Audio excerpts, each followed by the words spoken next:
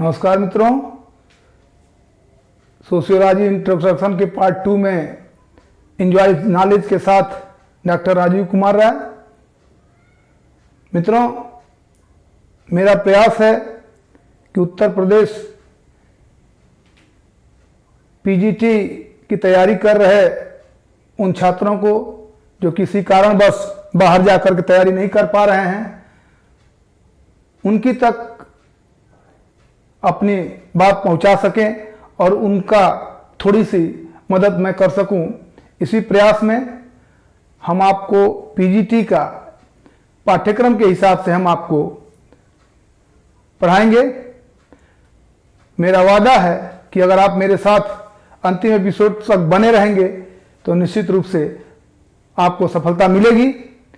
अभी मैंने पहले पार्ट में सोशियोलॉजी के इंट्रोडक्शन के बारे में बताया, जिसमें हमने आपको बताया कि समनर को प्रथम अकादमिक समाजशास्त्री के रूप में जाना जाता है और उनकी पुस्तक फोकवेज को समाजशास्त्र की प्रथम धर्म पुस्तक मानी जाती है, या यूँ कहिए कि ओल्ड टेस्टामेंट ऑफ सोशियोलॉजी कहा जाता है। एवं समाजशास्त्र के संस्थापक पिताओं में इमाइल दुर्खिम को समाजशास्त्र का प्रथम प्रोफेसर कहा जाता है। इसके साथ ही साथ हर्बर्ट स्पेंसर ने समाज का क्रमबद्ध अध्ययन करने की कोशिश किया और उन्होंने एक पुस्तक लिखी, प्रिंसिपल ऑफ सोशियोलॉजी। इसको समाजशास्त्र की प्रथम पाठ्य पुस्तक माना जाता है। हालांकि बाद में गिडिंग्स ने भी 1896 में प्रिंसिपल ऑफ सोशियोलॉजी नामक पुस्तक लिखा है। इसके बाद हम इनकी चर्चा करने जा रहे हैं एलेक्स इंकल्स का। एलेक्स इंकल्स ने व्हाट इज सोशियोलॉजी लिखा है 1965 में। बाद में नॉबर्ट इलियास ने भी इसी नाम से 1972 में एक पुस्तक लिखी, व्हाट इज सोशियोलॉजी। समाजशास्त्र क्या है, इस प्रश्न को पूर्ण रूप से समझने से पहले उचित होगा कि प्रमुख समाजशास्त्रियों द्वारा जो दी गई कुछ परिभाषाएं हैं उनका उल्लेख कर लिया जाए।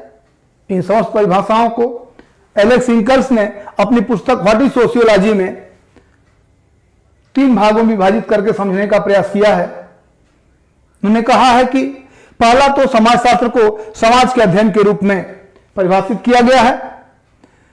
दूसरा, समाजशास्त्र को सामाजिक संबंधों के अध्ययन के रूप में परिभाषित करने का प्रयास किया गया है। और तीसरा, समाजशास्त्र को संस्थाओं के अध्ययन के रूप में परिभाषित करने की कोशिश की गई है। किन्हीं किन्हीं पुस्तकों में आपको 4 भागों में मिलेगा, समाज के अध्ययन के रूप में, सामाजिक संबंधों के रूप में, अंतःक्रियाओं के अध्ययन के रूप में और समूहों के अध्ययन के रूप में भी देखने को मिलता है। मैं बात एलेक्स इंकल्स की कर रहा था।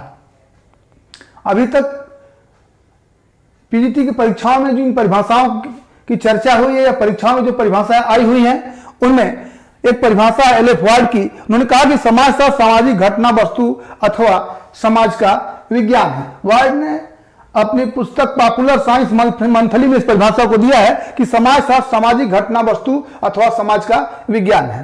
दूसरी महत्वपूर्ण परिभाषा हाउस की है। उन्होंने कहा कि समाजशास्त्र की विषय वस्तु मानव मस्तिष्क की अंतःक्रिया है। ये दोनों परिभाषाएं अभी तक परीक्षाओं में आ चुकी हैं। अगली परिभाषा जो पिछली बार 2021 की परीक्षा में आया हुआ था, रॉबर्ट बिरस्टीट की। हमने पहले भी रॉबर्ट बिरस्टीट की एक परिभाषा की चर्चा किया था, जिसमें उन्होंने कहा था कि समाजशास्त्र का अतीत बहुत लंबा है किंतु इतिहास संक्षिप्त है। लेकिन 21 में बिरस्टीट की जो परिभाषा आई थी, जिसको उन्होंने अपनी पुस्तक द सोशल ऑर्डर में लिखा है, वो परिभाषा आई थी कि समाजशास्त्र सामाजिक, श्रेणीबद्ध, विशुद्ध, अमूर्त, सामान्यीकरण, तार्किक के साथ साथ अनुभव सिद्ध तथा एक सामान्य विज्ञान है। पूछा था कि यह परिभाषा किसकी है? मित्रों, यह परिभाषा रॉबर्ट बिरस्टीट की है। एक परिभाषा और आई हुई है पूर्व की परीक्षाओं में, जिसको लेकर के हम कभी कभी कंफ्यूज हो जाते हैं कि सामाजिक संबंध की बात कर रहा है तो हमको लगता है कि मैकायर पेज की परिभाषा होगी, लेकिन थोड़ा सा वहां कंफ्यूजन हो जाता है। वास्तव में मैं उस परिभाषा की बात कर रहा हूं जिसको प्रोफेसर मैकी ने दिया है, और उन्होंने लिखा है कि चाहे हम स्थिर सामाजिक तथ्यों का अथवा परिवर्तनशील तथ्यों का अध्ययन कर रहे हों, हमारा वास्तविक लक्ष्य तो सामाजिक संबंधों के स्वरूपों का अध्ययन करना ही होता है। ये 4 परिभाषाएं जिसकी मैंने चर्चा किया है अभी तक परीक्षाओं में आ चुकी हैं। इनके अतिरिक्त अन्य परिभाषाएं जो साथ ही ओडम की परिभाषा भी इंपॉर्टेंट है, जिन्होंने कहा कि समाजशास्त्र वह विज्ञान है जो समाज का अध्ययन करता है। एक परिभाषा आती है गिडिंग्स की, उन्होंने अपनी पुस्तक इंडक्टिव सोशियोलॉजी में लिखा कि समाजशास्त्र समग्र रूप से समाज का क्रमबद्ध अध्ययन तथा विवेचन है। हम बात करेंगे यदि अगली परिभाषा की,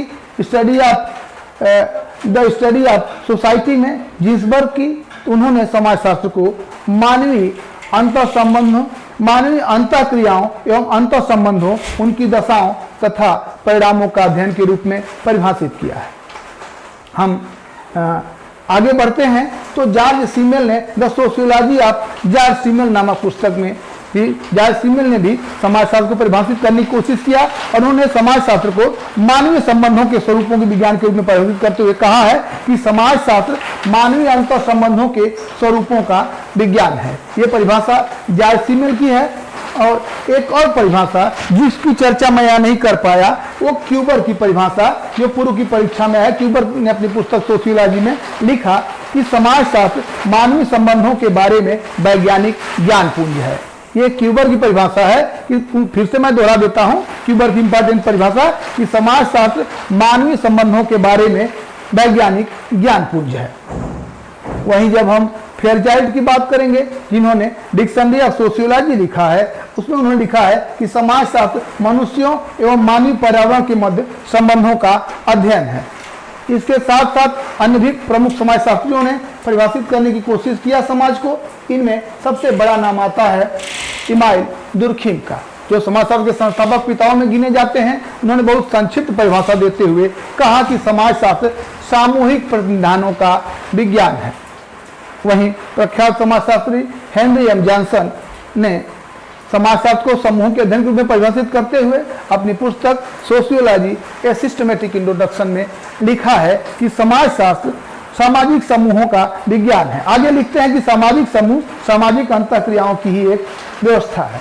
अगली परिभाषा की हम बात करेंगे प्रमुख समाजशास्त्री मैकावर एवं पेज की, जिन्होंने अपनी पुस्तक सोसाइटी में लिखा है कि समाजशास्त्र सामाजिक संबंधों के विषय में है और सामाजिक संबंधों के इसी जाल को हम समाज कहते हैं।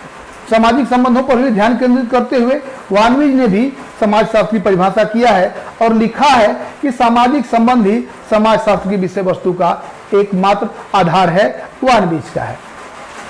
वहीं जब हम जर्मन समाज दार्शनिक अर्थशास्त्री मैक्स वेबर की बात करें तो मैक्स वेबर ने अपनी पुस्तक theory of social and economic organization में समाजशास्त्र को परिभाषित करते हुए कहा है कि समाजशास्त्र वह विज्ञान है जो सामाजिक क्रियाओं का व्याख्यात्मक बोध कराने का प्रयत्न करता है। मैक्स वेबर की परिभाषा है, मैं फिर से दोहरा देता हूँ। मैक्स वेबर ने अपनी पुस्तक theory of social and economic organization में लिखा है कि समाजशास्त्र वह विज्ञान है जो सामाजिक क्रियाओं का व्याख्यात्मक बोध कराने का प्रयत्न करता है। इसके साथ साथ सोरोकिन है, सोरोकिन ने कंटेम्परेरी सोशियोलॉजिकल थ्योरी नामक पुस्तक लिखा और कहा कि समाजशास्त्र सामाजिक सांस्कृतिक घटनाओं के सामान्य स्वरूपों, प्रारूपों एवं अनेक प्रकार के अंतर संबंधों का विज्ञान है। इस तरह से इन तमाम परिभाषाओं के बाद हम इस निष्कर्ष पर पहुंचते हैं कि समाजशास्त्र वह विज्ञान है जो संपूर्ण समाज का एक समग्र इकाई के रूप में अध्ययन करने वाला विज्ञान है। इस प्रकार समाजशास्त्र सामाजिक संबंधों का व्यवस्थित अध्ययन करता है। सामाजिक संबंधों को ठीक से समझने के लिए इस सामाजिक क्रिया, सामाजिक अंतःक्रिया और सामाजिक मूल्यों के अध्ययन पर इस शास्त्र में विशेष ध्यान दिया जाता है। मित्रों, आज परिभाषाओं में इतना ही। मैं पुनः अगले एपिसोड में समाजशास्त्र के विषय क्षेत्र के साथ आपके साथ उपस्थित होऊंगा। तब तक आप इंजॉय विथ नॉलेज के साथ अध्ययन में लगे रहिए। नमस्कार। और इस चैनल को इंजॉय विथ नॉलेज को आप लाइक और सब्सक्राइब करना न भूलें। शेष अगले एपिसोड में।